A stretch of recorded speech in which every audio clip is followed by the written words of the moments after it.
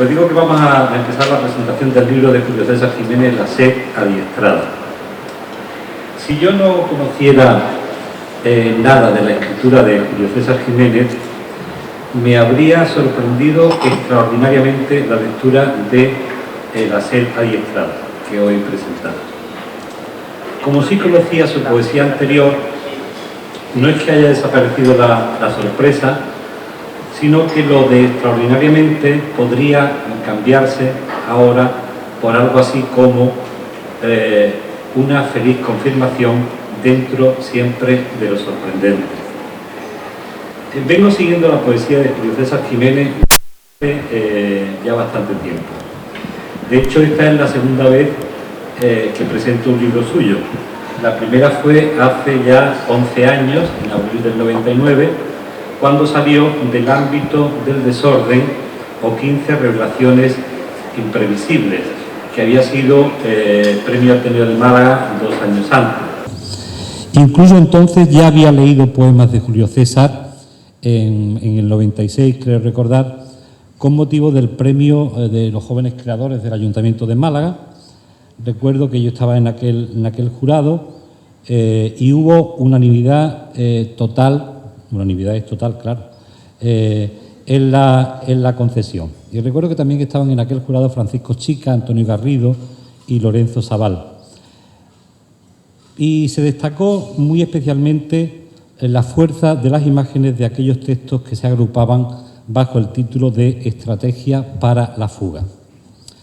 Julio César, que entonces era estudiante de Derecho, antes de pasarse a la Filología, había publicado ya algún cuaderno como Ejercicios de Memoria y Prestidigitación, y luego vinieron otros como la lectura de un cuaderno editado por el Centro del 27, un cuaderno de lectura, o el editado en Corona del Sur, que se tituló de las cosas sustituibles, o en fin, más recientemente el libro Contra Sanguinem en la colección Monosabio. Como dije antes, llamó la atención en aquella estrategia para la fuga, la fuerza de las imágenes. En la escritura de Julio César, la imagen poética ocupa un lugar central. Ya sabemos que en la historia de la poesía, en realidad en la historia del arte, pueden trazarse dos líneas fundamentales, dos formas de actuación al menos. Son dos líneas perfectamente sólidas y respetables cada una de ellas, y no necesariamente excluyentes. Una de esas líneas atiende más a lo real, a veces incluso a un realismo de carácter naturalista, y la otra merodea más por el ámbito de lo imaginal. Naturalmente, cada una de ellas genera su propio discurso y se manifiesta en una forma concreta de textualidad. Parece claro que a la hora de la recepción la actitud del lector debe cambiar para adentrarse en uno u otro camino. Quiero decir con esto que en las formas de escritura que toman lo imaginal como centro, puede que en efecto la dificultad de recepción sea mayor, pero a veces también es mayor el logro cuando se llega al centro del mismo. La poesía de Julio César Jiménez camina con frecuencia por ese alambre difícil de una expresión que solo en apariencia se aleja de lo inmediato.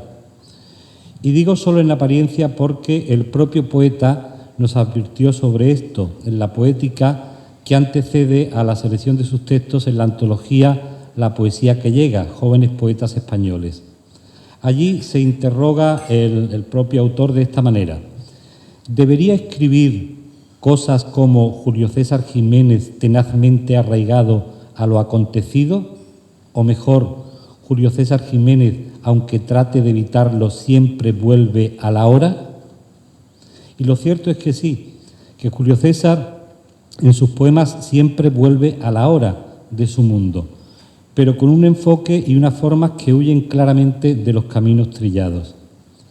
En la poesía de Julio César, en esta sed adiestrada, hay, partiendo de lo real, una búsqueda de lo extraordinario y de lo sublime. Lo ha señalado también Raúl Díaz Rosales en la estupenda y sapientísima introducción que acompaña el libro.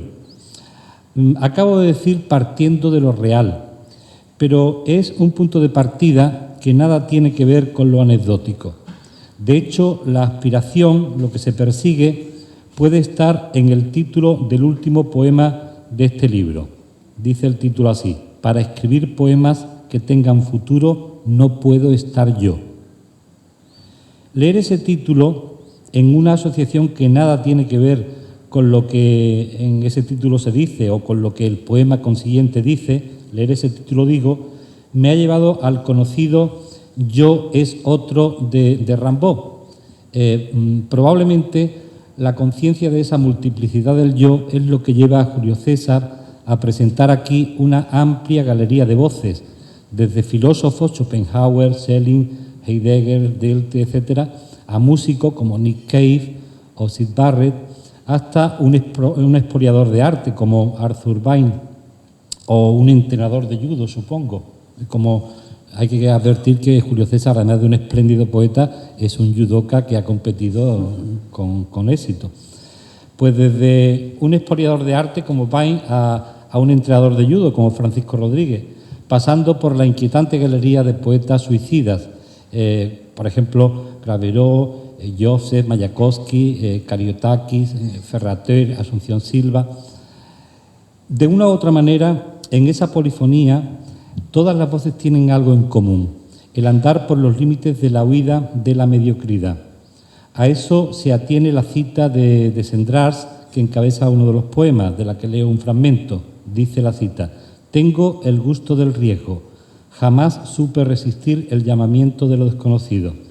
Escribir es la cosa más contraria a mi temperamento y sufro como un condenado si quedo encerrado entre cuatro paredes, ennegreciendo el papel cuando fuera la vida bulle y cuando sueño con países perdidos que todavía no conozco.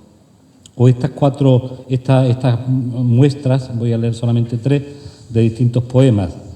Por ejemplo, esta que dice: esto es lo que hay, podría decir, un empuje ciego, una embestida al aire, no salvarse de nada, lo demás, llevar una vida tranquila, ser pasto de las moscas y los políticos, no guardar enigmas en el escritorio, es poco menos que despreciable. Me abastecí de toda la carne que pude para cuando tocase presentar, como ahora, la osamenta sobre una cuartilla. Me he guardado todo lo que he podido, abundante memoria a mano de la sed. Otra más: matarse a trabajar o cansarse de vivir es tan vulgar como realizable. Intentar hacerlo mejor, salir de lo mediocre con signos maravillosos, representa un gesto ofrecido al mundo.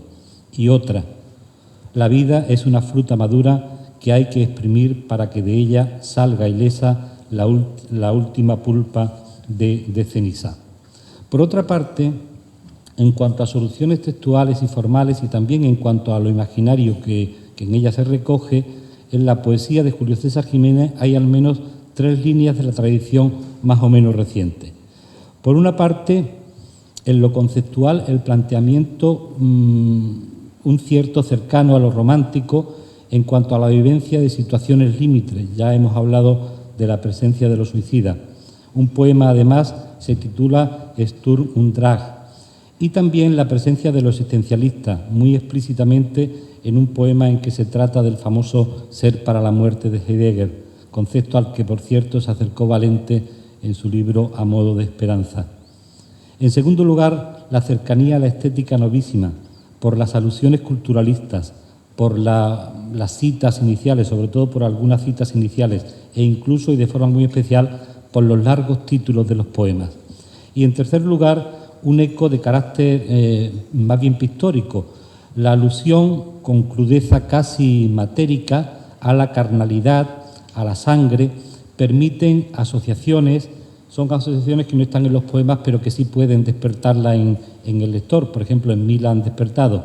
La asociación con la fuerza de la pintura, por ejemplo, de Francis Bacon.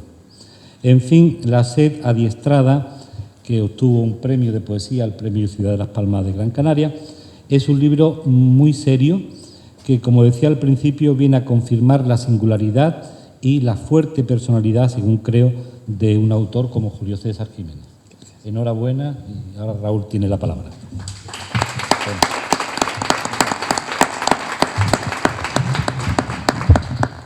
Buenas noches.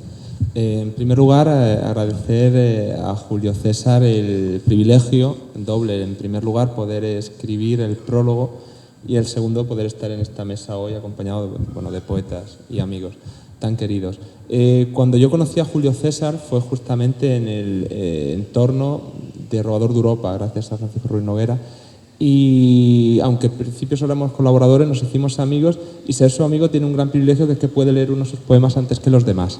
Así que cuando me propuso escribir el prólogo, aunque mi prudencia me decía que no aceptase, pues yo tenía mucho interés por leer ese libro, del que todavía no había leído nada, así que le dije que aceptaba. Lo leí y me pareció fantástico. Yo había leído anteriormente lo que había publicado en Monosabio, Contra Sangre, en un libro muy arriesgado, y había publicado lo que venía haciendo, ¿no? El Cazador de Céfiros, que fue un proyecto que se quedó en un stand-by, y me pareció un libro muy bueno. Y para contradecir un poco a Francisco Ruiz Noguera, que ha dicho que el prólogo es estupendo, voy a leerlo, entonces voy a leer un poco, entonces ya se verá que no, pero sí que creo que da buena cuenta de una necesidad poética que tiene Julio César Jiménez, es encontrar el estremecimiento, lo sublime en su creación poética y sobre todo hacer una poesía en un tiempo en el que la forma parece que está comiéndose cualquier tipo de aspiración a contenido.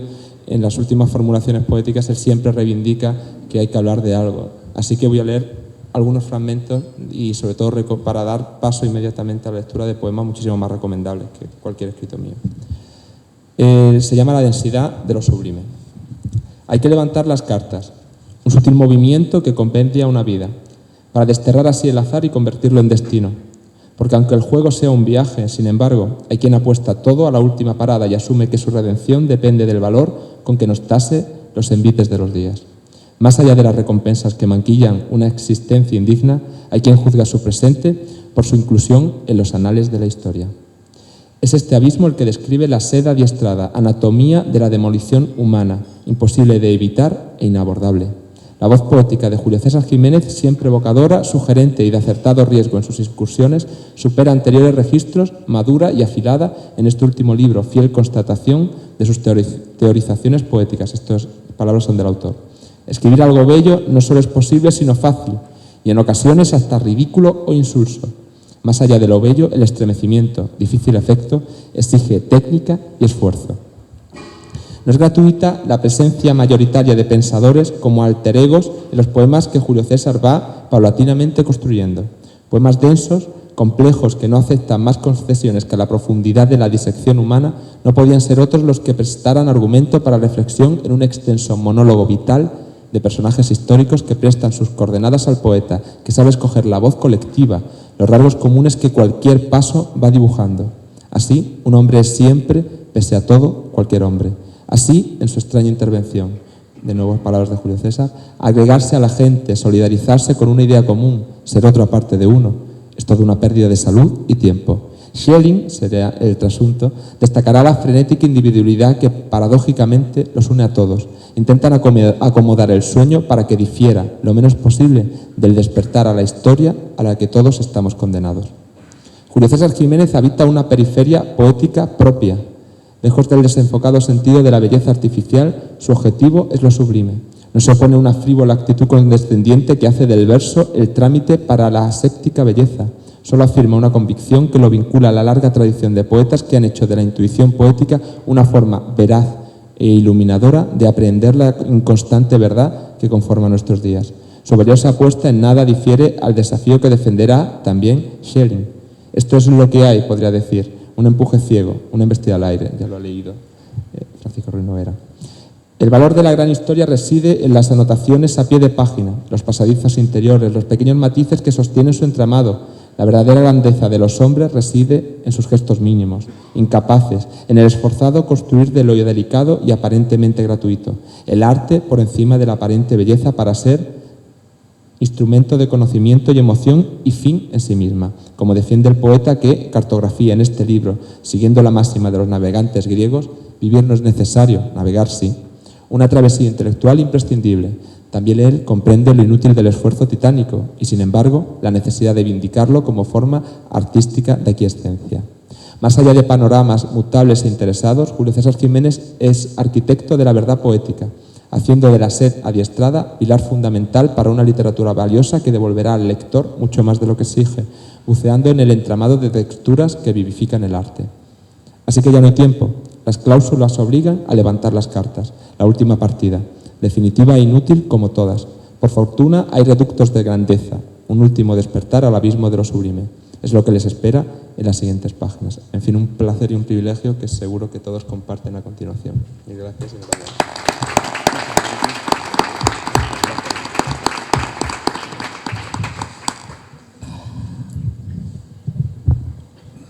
Bien, ¿se me oye bien? Gracias. Antes que nada quería dar dos o tres agradecimientos. Primero al Centro Cultural Generación del 27, a Diputación por la cortesía de poder tener este sitio, este lugar para poder leer estos poemas. A mis presentadores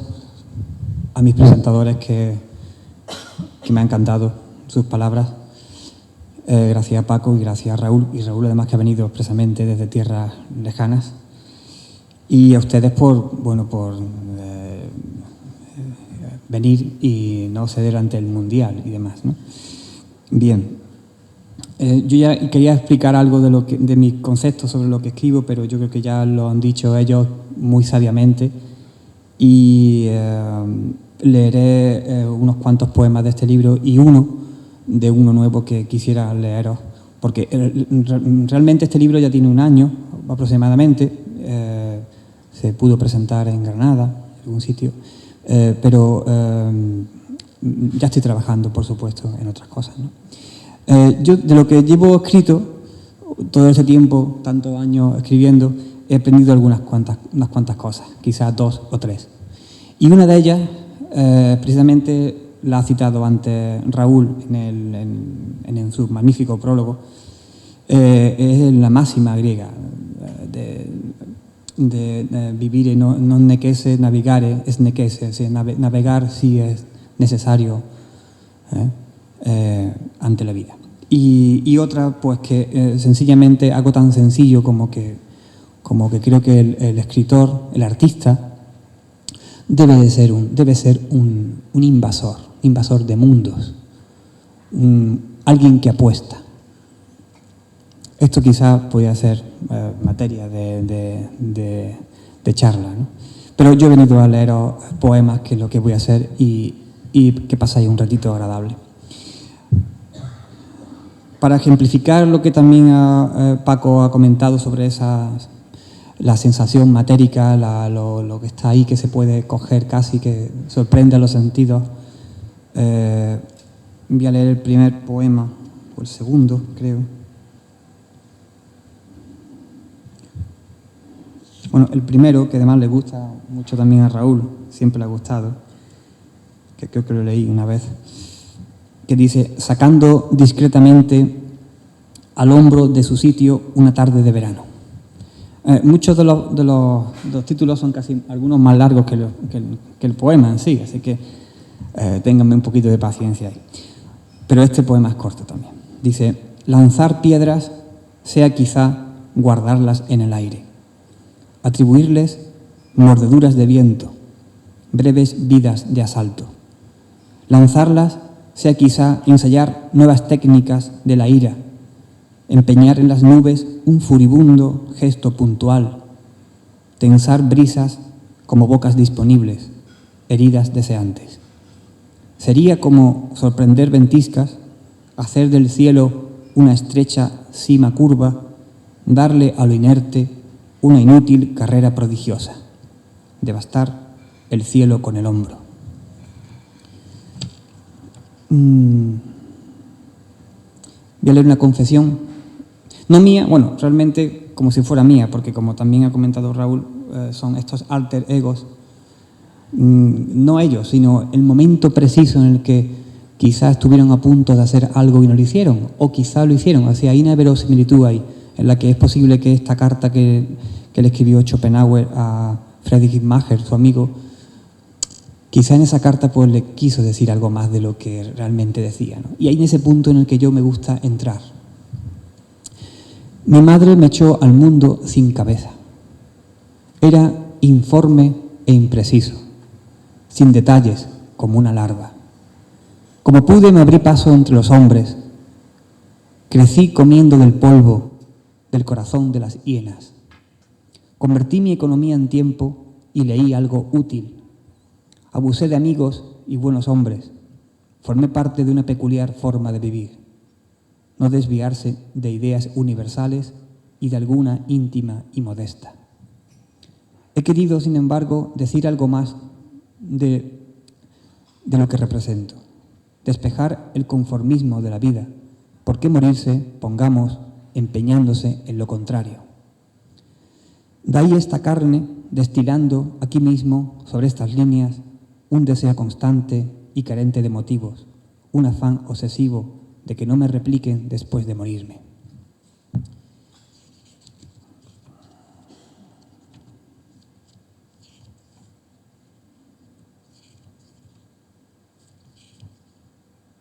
Este es un poco más largo y se llama Atila Joseph, con 32 años de edad, minutos antes de ser pulpa por las ruedas del tren, deja unas palabras para amigos y benefactores. No dejéis que olvide mi desnudo de los domingos, el atuendo de aire que articula sólidas efusiones, ecos de una carne agitada, rebotando entre los huesos, guardando cola en el pulso, revelan a un hombre atascado, un rayo dormido entre las nubes. Echado ahora a perder y de bruces sobre el tedio, derribado por la fuerza que lo mantenía en equilibrio, esta llama maciza se acomoda como un cepo bajo la nieve, ingle helada, y olvida su fiereza original. ¿Qué sanguínea vestidura nos subleva del bienestar conseguido? Habilita el entusiasmo del mordisco, rescata la saliva en los cajones, luminosa turba de los sótanos de la juventud. ¿Qué hacer mejor que echarse al mundo y palpar su anchura cambiante e instalarse en la falsa quietud de un empeño satisfecho, en el secreto hambre de ser? Al postrado sobre sí, sitiado por la altura de su sombra, la luz le obliga a ser foso. Pronunciarse no le basta. Las ideas nos transforman según vayan alcanzándose. Así que, ¿qué hacer cuando se acarrea un sueño que no se tasó en la tierra, tan solo en el contorno de uno? ¿O una felicidad que no da la materia donde se posaron las manos? ¿Cuánta vida se necesita para cortar una sed que yerra de boca? ¿De qué habría que vestirse, en fin, el día que uno decide matarse? No dejéis, pues, amigos, que despierte ahora que por fin caí de cansancio sobre mis ojos, cuando allí instalaba nieblas diseñadas bajo el sol. Avisadme cuando me ahueque por dentro el frío de esta larga cama de hierro, el temblor creciente de la tierra, los reflejos del maquinista. Mañana por la noche, la tertulia de la taberna, cuando nuevamente discutan si un hombre puede ser él mismo por encima de todo, es decir, por encima de bellos desastres interiores o simulacros de moledura o parásitos dorados en la cama, id a desenredarme de las rodillas del monstruo allí en su cueva y desplegadme sobre una gran mesa para que me lean por dentro, para que palpen la hondura de mi caligrafía, la más sensata huella de este paso por el mundo. Sacad entonces mi voz de la tierra después de que trepide, después de que yo sea el fruto abierto que mis manos no hicieron conmigo. Y voy a leer un poema más.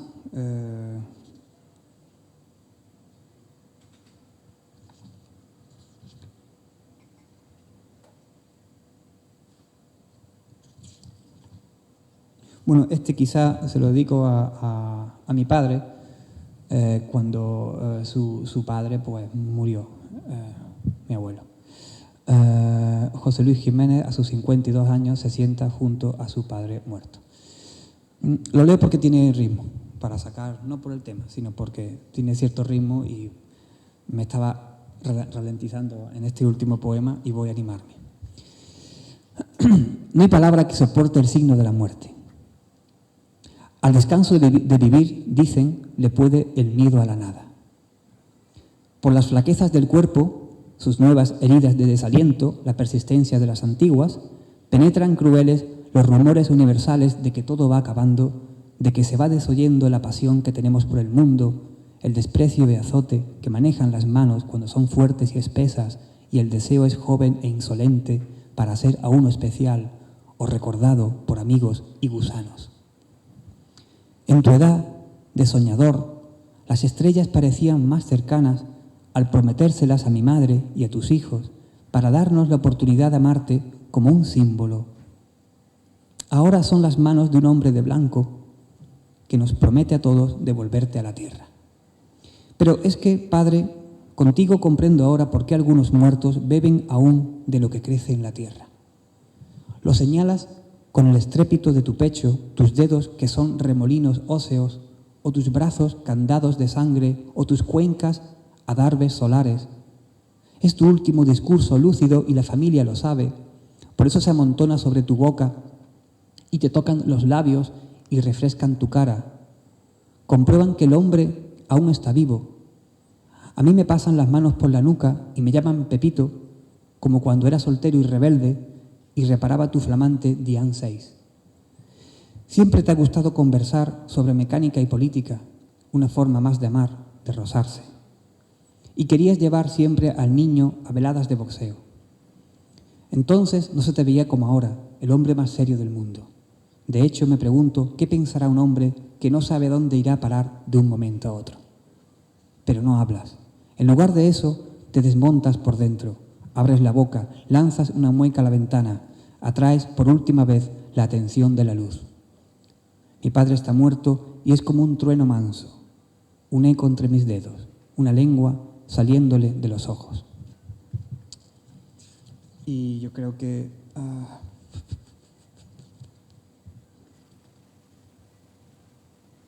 Venga, voy a leer este que... no sé si leer el título porque lo leo, ¿no? Este es el que antes ha citado Paco. Y ya después de este paso a leer uno que es uno nuevo. Y yo creo que eso es suficiente. El título es largo, ya lo digo. Francisco Rodríguez, este fue profesor mío, bueno, lo sigue siendo. Ha molido a hombres jóvenes en la plenitud de sus cuerpos. Claro, es un poema bastante... o sea, hay ese ejemplo que tú dabas, ¿no? Esa solidez, casi se percibe, ¿no? Ha oído sus maquinarias interiores implorando parar, el resuello escapándose por los ojos y todo ello pagado con dinero público. Solo aquellos, en los momentos más íntimos, tras grandes carreras deportivas, podrán explicarlo mejor que él. Y ahora viene el poema. ¿Cuánto tiempo duran las entrañas fuera de uno? Casi lamiendo el suelo, bajo la franqueza de los focos, por la evidencia de lo que escupe en el acto, una estudiada energía puntual, liberadora. Su piel de barro caliente y húmedo se oscurece reteniendo los signos de la rendición. Los jueces ayudan a mantenerlas en la garganta, por donde al fin salen desde este hombre que no conozco, aunque queda en un intento espeso e insuficiente y a destiempo de ser pensado, salvo por su propio dueño que procura tragarlas de nuevo. Como un extraño molusco bermellón, como un pulpo estrellado en la piedra, avanzan alrededor nuestra y buscan cobijo por donde pueden. Las mangas del kimono, las ranuras del tatami, cualquier boca cercana que encuentren a mano donde seguir incubando los humores de un hombre, secretas arrebolas de fuego, cisnes y sierpes, materia toda de simulacro. Pero es inútil, como pedirme a mí que pare con las manos. El gentío aúlla sobre tu estela de baba marrón. Da crédito a esta temible obra de la emoción. Me convence por ahora de ser el primero y único en despejar la ficción de esta clase de vida. Bueno, es un ejemplo, una metáfora, hablando sobre Yo leía este poema a este viejo maestro y me decía, ¿esto cuándo fue? Cuando yo estaba en la Olimpiada y tú viste, era un combate que duró mucho tiempo y entonces estábamos los dos encadenados como dos candados en el suelo y estábamos allí trabajando y entonces él me preguntaba que esto a qué respondía y dice, realmente no respondía a ningún combate en concreto, era tu forma de vida cuando estabas en lo alto, ¿no? Una forma de verlo. Y bueno, yo creo que podemos y leo este poema, si os parece bien, es largo. Quizá lea, bueno, este se llama El fingido reposo y, como digo, forma parte de un nuevo libro que estoy así entusiasmado ahora y dice así. Lo que detiene un sueño empuja a otro. Lo envía de vuelta al indicio, la zona torpe del arrojo, la pausa puta que endurece la sangre. Salvo el sol, su conducta impertérrita, la de las estaciones, la materia extraña en la que el tiempo no se apoya, nada es seguro. Nada, aunque hay algo en la degradación total, la nuestra, la de los ciegos al menos, que no perdona ser hombre para el lobo, que organiza paraísos a espaldas de Dios y monta cuarteles de invierno para sabios y serpientes. Nada es seguro, hasta aquí de acuerdo, pero habrá quien se fije a la tierra esquivando fiascos memorables, dulces herencias del mal, lecciones únicas de quien descubrió la ventaja del veneno. Habrá quien acampe aquí, engrosando listas de infractores, internados, tiroteados, gente a punto de alcanzar lo que quiere. Las comisarías, por ejemplo, son criaturas que entienden bien a la noche. Así pues, lo que espesa un sueño no tiene vuelta atrás como la resaca del tigre o la sedición al maestro, al cirujano, al alcalde, al correligionario. Queda donde cae y ahí prevalece su hermosura. Nada es seguro, pero obrar sin condiciones es una perturbación degenerativa que asegura la salud del hombre, una avaricia aconsejable que universaliza signos calcados en el mundo con las manos. Podemos percibirlo, reconocerlo incluso, preparar el cuerpo, los billetes de ida, alguna instrucción que reordene su estruendo en nosotros como una implosión primigenia y animalesca. Pero, ¿todo ello para qué, teniendo el abismo delante? Pisando ya el vacío, no pensando en lo estúpido de tomar hirviendo los jugos del corazón o las anemias de la tierra ofrecidas luego a incautos. ¿Para qué arrepentirse de nada salvo de apagar de golpe industrias enteras de luz u otras soledades incandescentes? ¿Para qué, si podríamos decir, al menos poco a poco este deseo madura a pesar de no ser un gran caer en la cuenta? Una indicación a obtusos sobre el lugar del barranco, una hermosa celada que fundar, un hábito que hiere la sorpresa de arrojarse. Oh sí, sin duda algo madura el deseo y no se encuentra antes del salto, no antes de estar en cueros y hundido en el paraíso que nos descubre a solas con nuestra salvación. Pero yo digo, ¿querrá decir eso vivir? ¿Ir rebasando marcas personales? ¿Enroscarse a posibilidades porque solo éstas son excitantes y lo excitante es el inicio de uno? Pongamos, qué sé yo, que al margen del impasible o el farsante, del estúpido de turno que dice estar de vuelta y engorda hazañas que nunca podrá realizar, tuvimos suerte y compramos el tiempo que necesita una vida como esta. Supongamos que una vez nos rompieron la boca o explotara el petardo en las manos o apartáramos con el codo el vidrio clavado en las tapias. Los campos sembrados de peligros admirables, el perro desconocido ensamblado al tobillo. Las tentaciones que pillamos desprevenidas. Supongamos que no es preciso mostrar un querer ser, que rodear la manada significa meter la mano entre las aspas del corazón, dejarse arrollar por la tiranía de las cosas únicas. Gracias.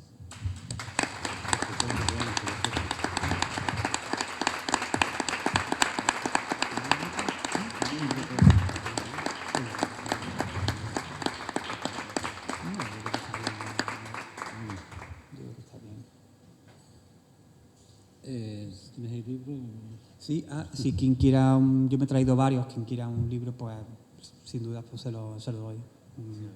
Se lo dedico, si quiere. No hay problema. Bien. Pues si alguien quiere decir algo, y si no, pues, bueno, enhorísima buena por el libro y por el estupendo poema que acabas de leer. Y ya nos bebemos algo, ¿no? Claro que sí, gracias.